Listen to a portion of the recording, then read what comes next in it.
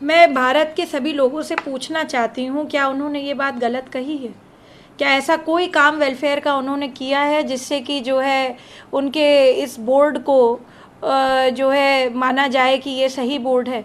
कितनी ज़मीनें प्रदेशों में जो है वक्फ बोर्ड ने जो है सिर्फ इसलिए कब्जा कर रखी हैं, उस पे किसी प्रकार का ना खेल का मैदान है, ना कोई अस्पताल है, ना कोई स्कूल है, ना कोई ऐसा प्रांगण है जहाँ पर चिकित्सा के लिए जाया जा सके। बड़े नहीं तो सीएचसी खुलवा देते, वो कुछ ऐसा तरीके का काम करते जिससे सामाजिक जो है चेतना जगती, कोई लाइब्रेरी बनती। किसी प्रकार का काम नहीं है, यूनिवर्सिटी नहीं है। तो मैं समझती हूँ कि वक्फ बोर्ड सिर्फ इसलिए बनाया गया कि जो है धर्म के नाम पर जो है जगहें घेरी जाए। मैं समझती हूँ कि जहाँ पर भी वक्फ बोर्ड पे जो लॉ बनने जा रहा है, मैं उसका स्वागत करती हूँ। और मैं समझती हूँ कि हर भारतीय जिसके मन मैं समझती हूँ कि अशफाक उल्ला खान जैसा व्यक्ति याद अगर करेंगे, जिसने अपने प्राण दे दिए, वो भी एक मुसलमान थे, बहुत बड़े व्यक्ति थे, उन्होंने भी अपने प्राण न्यौछावर कर दिए इस भारत भूमि के लिए। तो मैं समझती हूँ वो व्यक्ति कभी भी वक्फ बोर्ड का जो हम लोग एक तरह से विरोध कर रहे हैं और इसमें चेंजेस लाने की बात कर रहे हैं, वो कभी भी ऐसा नहीं करेंगे कि आप जो है उसका विरोध करेंगे। और सारे विपक्षियों से मैं बार बार कह रही हूँ, पुनः इतिहास को अपने भारत के बारे में समझें। सिर्फ राजनीति के बहुत सारे, प्रधानमंत्री जी ने भी कहा ना कि वह राजनीति भाई अपनी जगह है, पर मूल्यों पे तो बात करें, हमारे संस्कृति पे तो बात करें, हमारे भारत के विषय के बारे में तो बात करें। आप भारतीयता छोड़ करके ऐसे लोगों के बारे में महिमा मंडन कर देना, वक्फ बोर्ड के बारे में आप जो है उल्टा सीधा प्रचार प्रसार कर रहे हैं, तो ये बात गलत है जी। यूपी में आज महिलाएं सुरक्षित हैं? बिल्कुल, मैं समझती हूँ 8 साल आदरणीय मुख्यमंत्री जी का जो एक मिशन है, वो मैं समझती हूँ कहीं ना कहीं आदरणीय प्रधानमंत्री जी अपने विज़न में कह के हम लोगों को सभी को प्रेरणा देते रहते हैं। और प्रधानमंत्री जी का जो विज़न है 2047 का भारत बनाना, उसमें जो है जिस प्रकार के उन्होंने मापदंड तय किए हैं कि हमारे यहाँ अच्छा इंफ्रास्ट्रक्चर होना चाहिए, और ज्ञान का जो मंत्र किया है, गरीब को, युवा को, अन्नदाता को और नारी को, इसको आदरणीय मुख्यमंत्री जी ने ये मिशन के रूप में लेकर के वो उत्तर प्रदेश को 8 सालों से लेकर के चल रहे हैं। और इसी ज्ञान के फॉर्मूले को इस डबल इंजन की सरकार ने आगे बढ़ाने का काम किया है। हर सेक्टर में मैं कहूँगी, मैं एक महिला हूँ, मैं खुद ये बात आज आपसे कहना चाहती हूँ कि आदरणीय मुख्यमंत्री जी के राज्य में जिस प्रकार से विमेन पार्टिसिपेशन बढ़ा है, पुलिस फोर्स में आप देख लीजिए, आप जो है मिशन शक्ति के कार्य को देख लीजिए, 6 महीने का इतना पावरफुल प्रोग्राम किसी स्टेट में नहीं बना है। इसको जो है सेंट्रल गवर्नमेंट ने भी एक्सेप्ट किया है कि इतना अच्छा इम्पैक्ट एनालिसिस है इस कार्यक्रम का।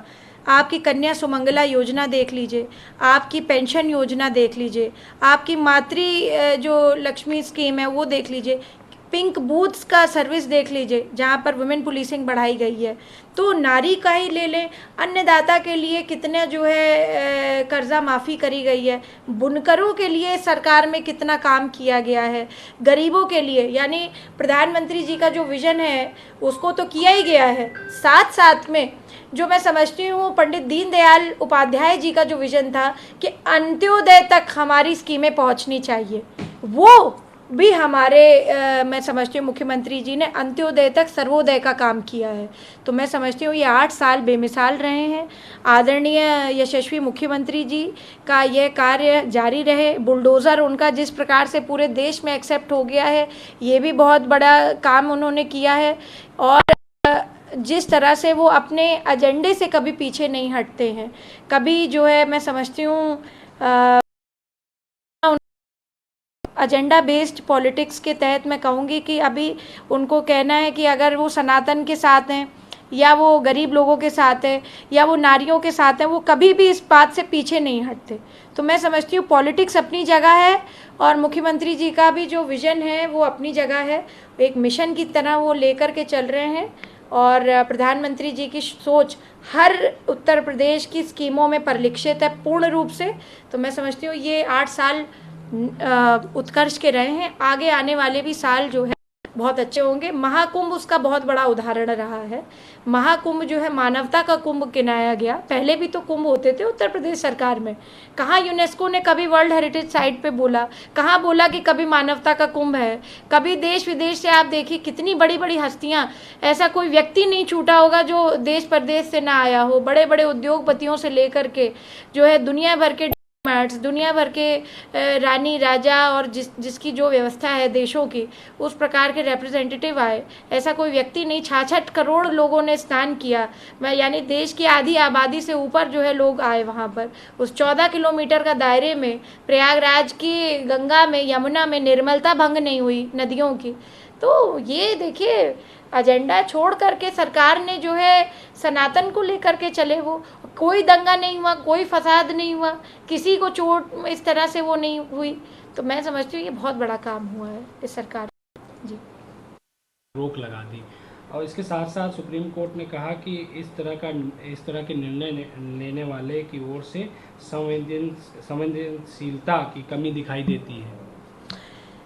देखिए मैं महामहिम सुप्रीम कोर्ट के इस फैसले का बहुत आदर करती हूँ, बहुत सम्मान करती हूँ और मैं समझती हूँ कि ये रोक लगाना परम आवश्यक था, क्योंकि देश में भी इसका एक गलत मैसेज जा रहा था। तो जो हाई कोर्ट की एक रूलिंग थी कि वुमेन रेप और जो है वुमेन सेक्सुअल असॉल्ट पे जो एक बात कह दी थी, उससे कमीशन को भी दिक्कत आ रही थी। सुप्रीम कोर्ट का मैं करबद्ध जो है धन्यवाद करती हूँ।